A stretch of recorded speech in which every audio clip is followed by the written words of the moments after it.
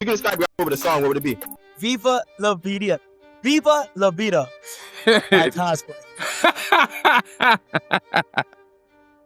Who the fuck is that guy? Who the fuck?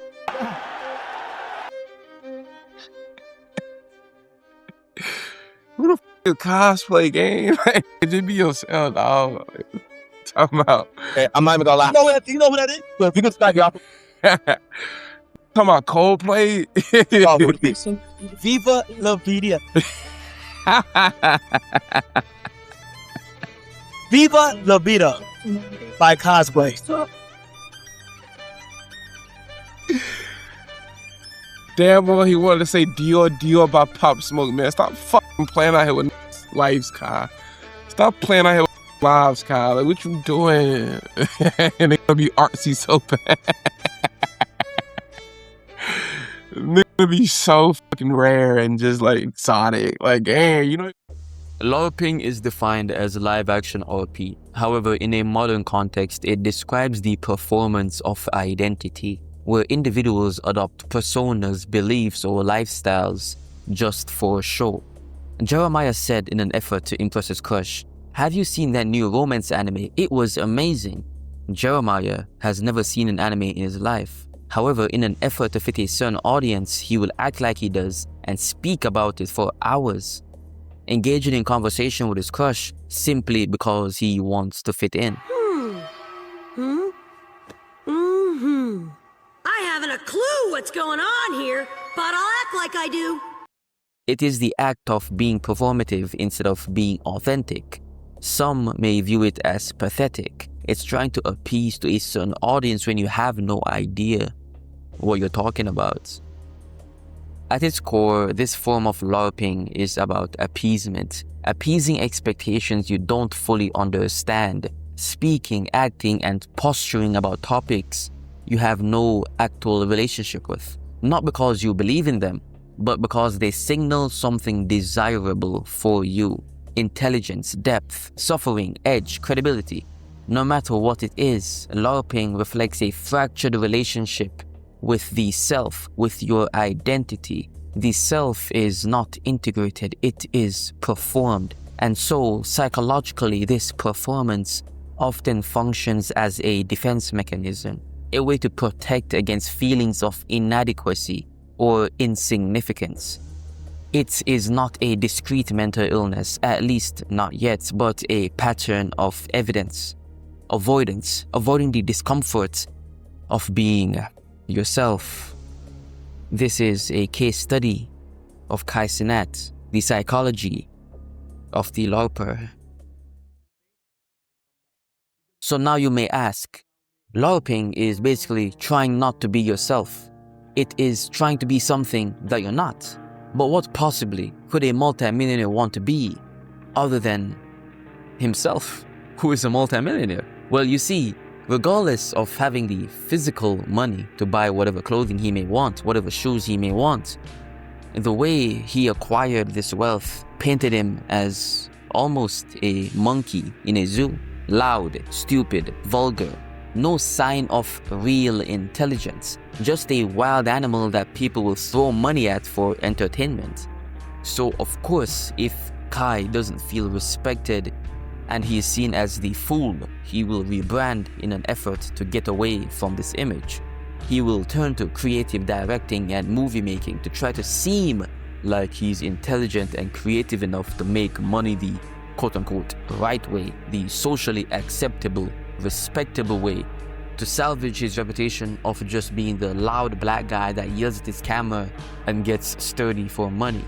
It's almost hypocritical because he says, don't listen to others, but you yourself are changing in an effort to appease others, constantly lying about your interests to seem as if you're someone who you simply are not.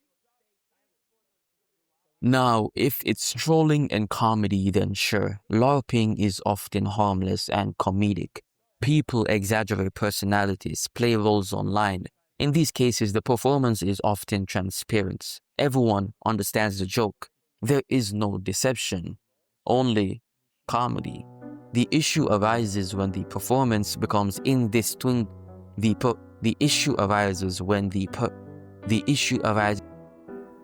The Fool is one of the most relatable, intriguing, and recurring figures in the world. There have been fools who have caused surprise and laughter since time immemorial.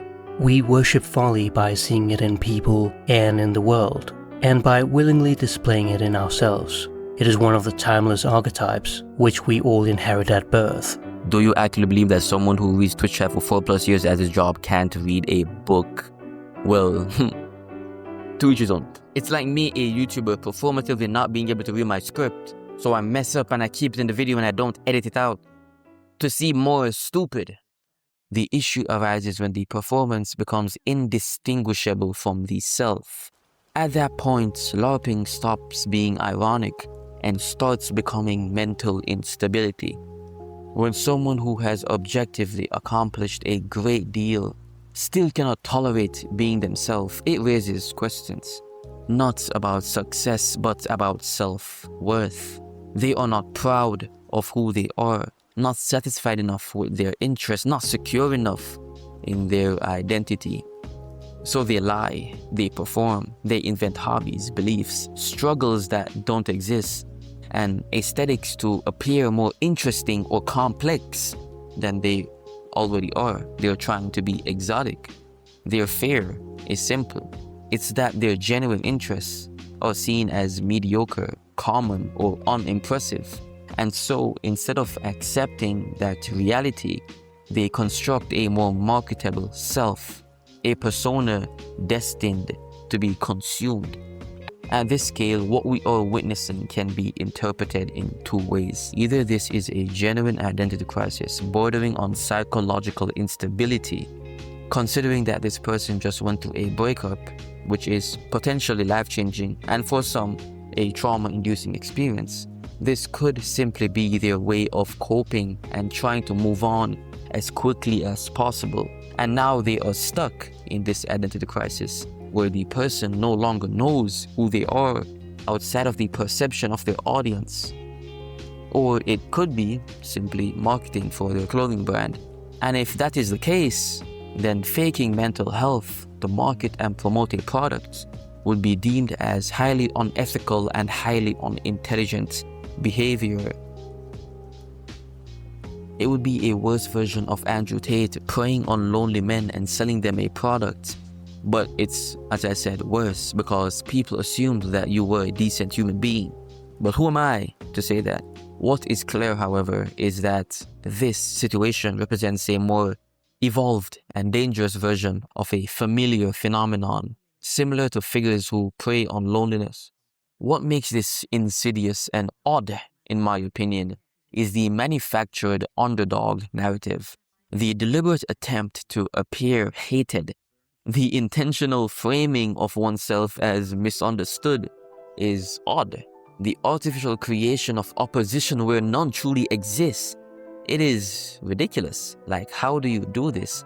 Honestly speaking, like, this is genius. Even if you consider Cenat to be illiterate, he is still genius because I stand by this philosophy that a genius is someone who can turn 0 into 1. The artificial creation of opposition that does not exist is ridiculous.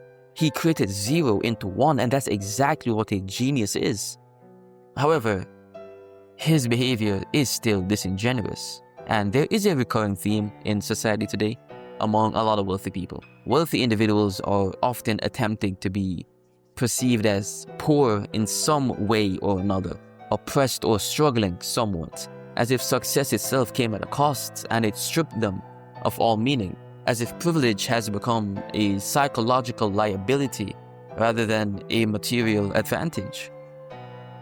This is why managing your mental health and mental strength is so important, because when someone reaches the peak and feels nothing, the problem is no longer external, it is now neurological. The reward system becomes blunted, dopamine pathways dull, achievement no longer registers as fulfillment. You need people to validate you on a cataclysmic scale, and it is unrealistic and it causes for nonsense. So the person retreats into aesthetics, low resolution cameras, handwritten notebooks, artificial scarcity. It's like a simulated struggle. I'm lost. It becomes an illusion, not just for the audience, but for themselves. A way to recreate a feeling they once had, but can no longer access naturally.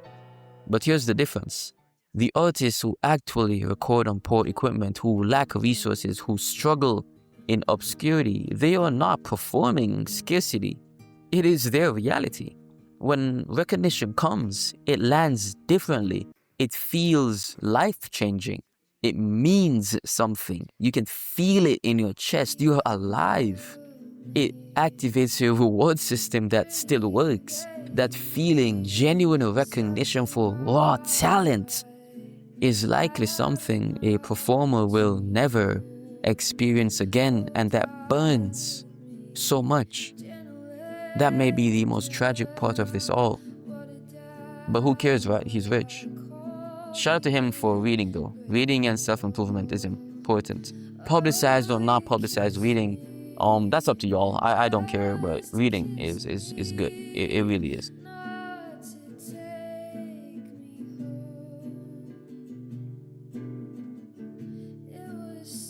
Hello everyone, and thank you all for watching. If you enjoyed, support me by clicking the first link in the description and reading my book. It is a very informative and very interesting book.